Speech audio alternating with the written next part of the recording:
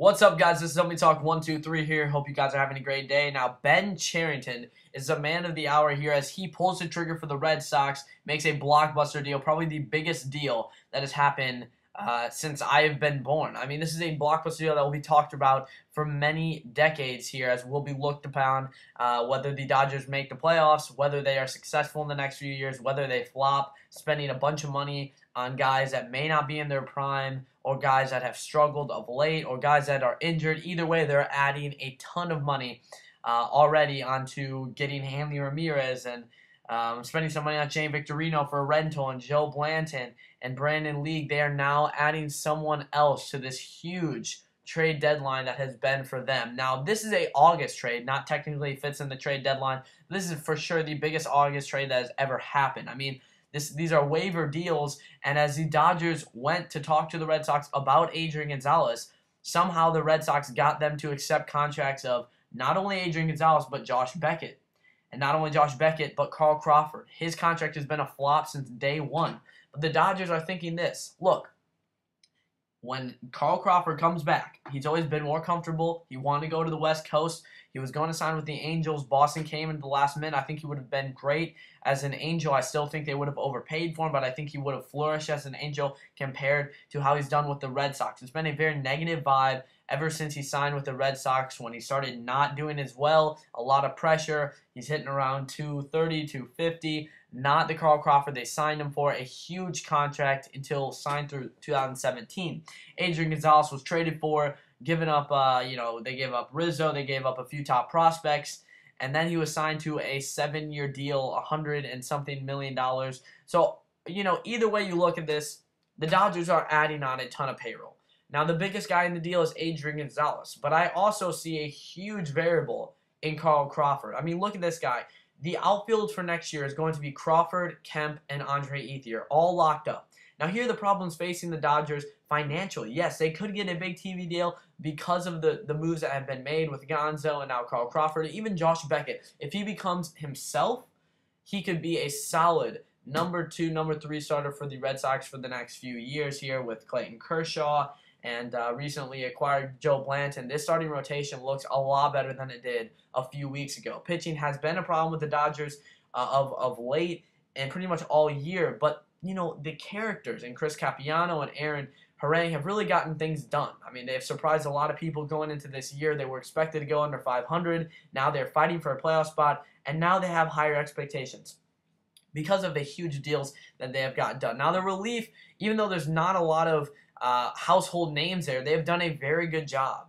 A lot of young guys have come up, Jepson and Guerrero, who's done a very good job in the relief, and now you add Brandon League and Randy Choate, I believe is how you would say the name. I don't know how I mispronounce names a lot, but either way, the relief pitching has gotten better here with the lefty and then the solid closer in Brandon League to add on to already their in-house names that have done a very good job for their bullpen. Then you add to their starting rotation, Beckett and Blanton, the additions there. Then you add to their lineup the addition of Adrian Gonzalez when Jerry Harrison got hurt. Now you have Nick Punto, a very solid utility man.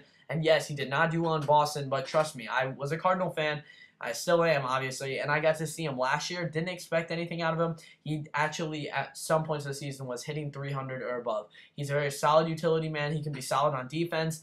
He's not a bad player. He was a starter for Minnesota Twins for multiple years.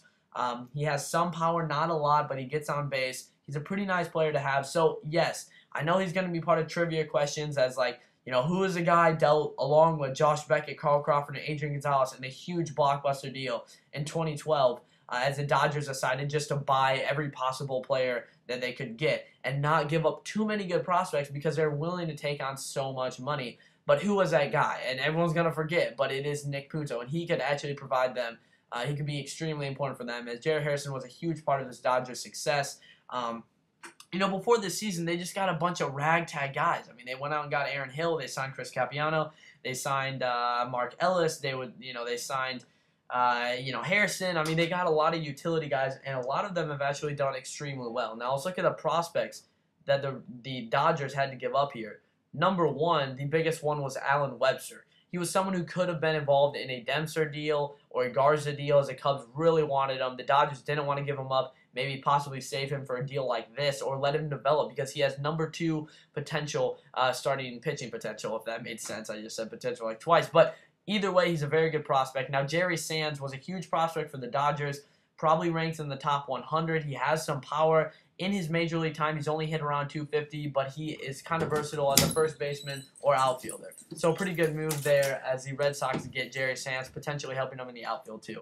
The Red Sox also get Ruben De La Rosa, a solid Dominican Republic pitcher who is now going to be about 24. He at one point could hit 100 miles an hour. He got Tommy John surgery, now can hit about 96. Still a pretty solid prospect there. Now the Red Sox now get all these prospects to add to a few in-house options like Barnes, who is starting to develop, and a few other pitchers there. So they have an interesting farm system pitching-wise.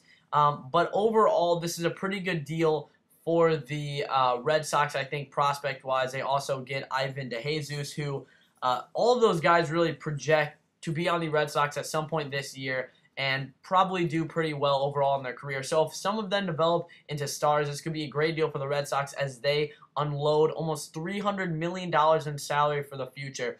But it does change. They don't have Adrian Gonzalez. They don't have Carl Crawford. They don't have Josh Beckett. It's going to be a rebuilding process, and they could be a huge players in the free agent market coming up in 2012, 2013. And also the Red Sox received James Loney, a struggling first baseman who has been just a big disappointment for the Dodgers pretty much his whole career. Not a lot of power there. Will be a solid kind of stopgap for the Red Sox, just having a player playing first base until they figure out an upgrade. Now the Red Sox, again, when I said they'll be huge players in the free agent market, they will. Expect them to go out and get a starter, maybe trade for a starter. They could trade even more of their veterans if they're looking to completely rebuild this team, get it younger, cheaper, and maybe more effective. Josh Hamilton, also a name to watch out, but I would not be a fan for the Red Sox to just go out and spend a ton of money like they did a few years ago and just have to turn over this roster again. But Jerry Sands, James Loney, and a few top prospects, it's a solid deal for the Red Sox. So not only do the Red Sox relieve almost $300 million in salary for the next few years, they also receive a few top prospects who could develop into number 2, number 3 starters or back-end starters. Either way, the Red Sox need pitching, they need prospect, they need young talent, and they need salary relief, so they don't need to worry about the luxury tax. So they'll have a lot of money to play with. They'll be able to let Bobby Valentin do what he needs to do. Adrian Gonzalez loved the fans, but he hated the media, how they scrutinized, and they made issues out of things outside baseball, so non-related baseball issues. So I think he's very excited going out west. I think Carl Crawford will be happy there. Josh Beckett, maybe he can rebound. We'll see how it does. For the Dodgers, they had a lot of salary, but I think they can afford it and that makes them better. The Dodgers have an extremely competitive team, not just for this year, but for next year also with Carl Crawford coming back. Now, whether they make the playoffs or not and beat the Cardinals and get in that second wild card spot or they beat the Giants, it won't necessarily matter in my view. I think they're building for not just this year, but obviously for next year, adding a few key pieces signed through there. Thanks for watching those. Zombie Talk 1, 2, 3.